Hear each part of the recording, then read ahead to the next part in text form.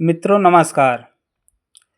TGT, PGT, TET, MP TET और MP वर्ग 2, net, JRF आदि विविध परीक्षाओं हेतु अत्यंत महत्वपूर्ण है।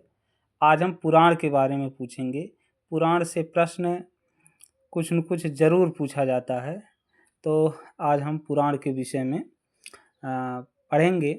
और मैंने प्रयास किया है कि इस छोटे से वीडियो में गागर में सागर डालने का हमने प्रयत्न किया है। आप लोग वीडियो को पूरा देखिए। तो बिना देर किए हुए चलिए हम टॉपिक पे चलते हैं। पुराण।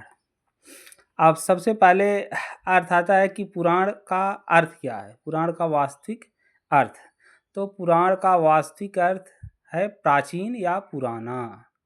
जो प्राचीन या पुराना कथानक है उसे कहते हैं पुराण। वायु पुराण में पुराण के विषय में कहा गया है कि पुरा परंपराम वक्ति पुराणम तेन वै स्मृतम, अर्थात प्राचीन परंपरा के प्रतिपादक ग्रंथों को पुराण कहते हैं। अर्थात प्राचीन परंपरा में जो चली आ रही है, जो चीज़ें उसमें वर्णित हैं, उसी को जिसमें लिपिबद्ध किया गया है उसे पुराण कहते हैं। अब इसके बाद आता है कि पुराण का लक्षण क्या है। पुराण के लक्षण कौन कौन से हैं, ये बहुत ही महत्वपूर्ण है।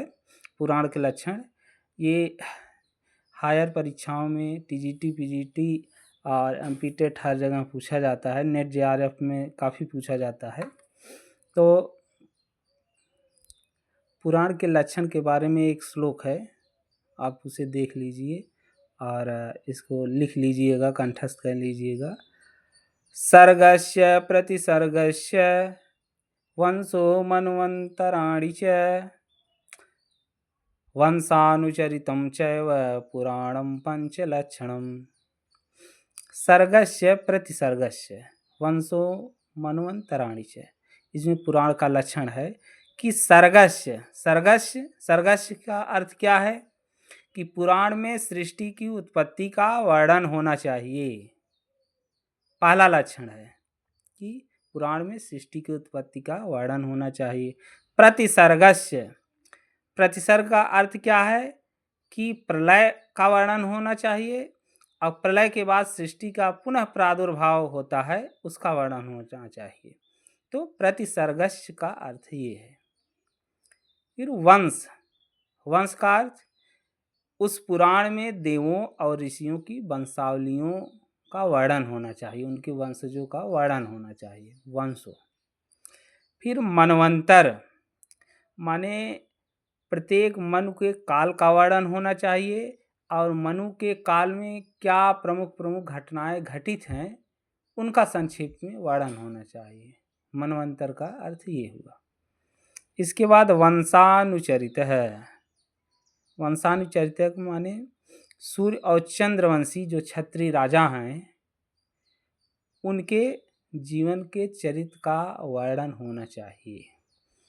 ये 5 लक्षण पुराण के हैं, और ये पांचों लक्षण हालांकि सभी पुराण में घटित नहीं होते हैं। एकमात्र 18 महापुराण में विष्णु पुराण है जिसमें कि ये 5 के पांचों लक्षण घटित होते हैं, और जिसको कि भगवान शंकराचार्य ने जिस पुराण से उदाहरण अपने ग्रंथों में दिया है। अब पुराणों की संख्या के बारे में लिखा गया है। एक श्लोक भी है। पहले पुराण 18 हैं और वो पुराण की भी संख्या 18 ही है। एक श्लोक है, उसके हर पुराण के प्रथम अक्षर को लेकर के एक श्लोक रचा गया है, बहुत ही अच्छा है। इसको आप लोग बहुत ही सहजता से याद कर लेंगे तो आपको बहुत अच्छा रहेगा। वो श्लोक है, मद्वयं भद्वयं चैव वैत्रयं व चतुष्टयम् अनापलिंग कुस्कानी पुराणानि प्रचक्षते। एक बार फिर पढ़िए। मद्वयं भद्वयं चैव वैत्रयं व चतुष्टयम् अनापलिंग कुस्कानी पुराणानि प्रचक्षते। इसको आप याद कर लेंगे तो 18 महापुराण आपको आ जाएगा, कंठस्थ हो जाएगा।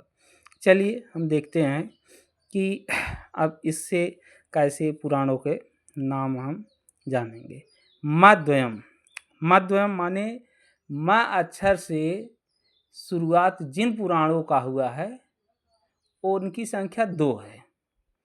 तो कौन कौन है? मत्स्य, एक हो गया मत्स्य पुराण और एक मार्कंडेय पुराण। मद्वयम माने म से 2 पुराण है। कौन कौन? एक मत्स्य पुराण और एक मार्कंडेय पुराण। भाद्वयम, भाद्वयम माने एक भविष्य पुराण और एक भागवत पुराण। भाद्वयम, भा से एक भविष्य पुराण और एक भागवत पुराण। इसके बाद चैव त्रयम, ब अक्षर से शुरुआत से 3 पुराण हैं। कौन कौन त्रयम? ब से एक ब्रह्मांड पुराण, एक ब्रह्म वैवर्त पुराण और एक ब्रह्म पुराण। ब्रह्मांड पुराण, ब्रह्म वैवर्त पुराण और ब्रह्म पुराण। फिर व चतुष्टयम, व अक्षर से शुरू होकर के 4 महापुराण रचित हैं। कौन कौन? व से विष्णु पुराण, वामन पुराण, वराह पुराण, वायु पुराण। विष्णु, वामन, वराह और वायु। अनाप लिंग कुस्कानी। फिर प्रथमाक्षर से अ से क्या हुआ? अ से अग्नि पुराण। ना से नारद पुराण। प से पद्म पुराण। फिर ली से लिंग पुराण। ग से गरुण पुराण। कु से कुर्म पुराण और स से स्कंद पुराण। तो कुल मिला करके ये 18 महापुराण है। ये एक बहुत ही अच्छे श्लोक में इसे लिखा गया है। प्रथमाक्षर को दिखा करके इसको रचा गया है। आप इसको याद कर लीजिए, कंठस्थ कर लीजिए। बहुत बहुत धन्यवाद। नमस्कार।